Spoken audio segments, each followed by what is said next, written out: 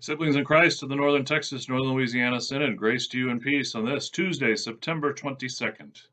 We are but 4 days away from our first ever online Synod Assembly experience, and I am so looking forward to gathering. Thank you to all who have gotten your voting members registered for this occasion. For those who are not voting members, please know you are able to watch as a visitor. Online, it will be streamed live to our Synod Facebook page. There will be 2 webinars this week to help with training for this occasion. So if you are a voting member, I encourage you to take part in those webinars, and information about those is in our weekly emails and also in the emails you received as a registered voting member. We have many things to do in a short time on Saturday afternoon. And so one of the things we have been doing the last few weeks is building up to our celebrations of the 50, 40, 10 anniversaries, as they have been called, in the ELCA, and there have been many resources shared about that as we celebrate 50 years of the ordination of pastors who are women. And we celebrate actually 41 years since the ordination of the first woman of color as a pastor.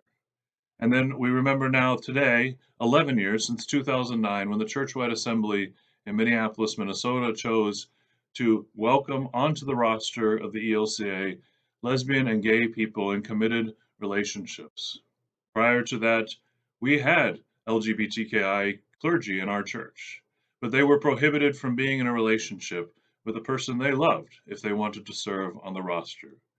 We give thanks that in 2009, the ELCA Churchwide Assembly chose to remove that restriction, and in so doing crossed over a barrier of welcome to allow LGBTQIA people to be in a relationship with the person they loved and serve the church that they love. While we give thanks for the gifts that these individuals have brought to our church, I give thanks for the gifts these individuals have brought to the Conference of Bishops and the gift that my colleagues who are LGBTQIA in the conference have brought to me, helping me to learn and to grow.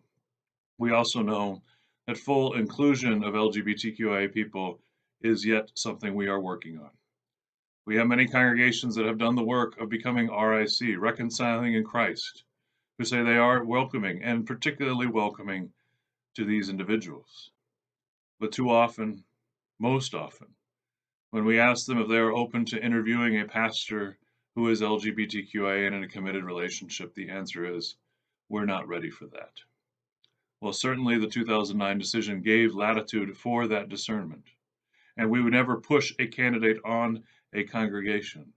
Part of my job as bishop is to challenge and to think and to work with you all to say, how do we find the gifts of the person who is called to be our pastor? And what if that person happens to be LGBTQIA? This is the work that we have yet to do as a church, to give thanks for the gifts that these individuals have brought, to give thanks for the work that they continue to do, for the ways that they have struggled through challenge, rejection, and yet still desire to be part of this church that we love. And so we give thanks today for 11 years since that decision in Minneapolis in 2009. And we give thanks for the LGBTQIA pastors in our midst who are helping us to learn and to grow. God bless you all. I look forward to seeing you on Saturday, our first online NTNL assembly. Peace be with you.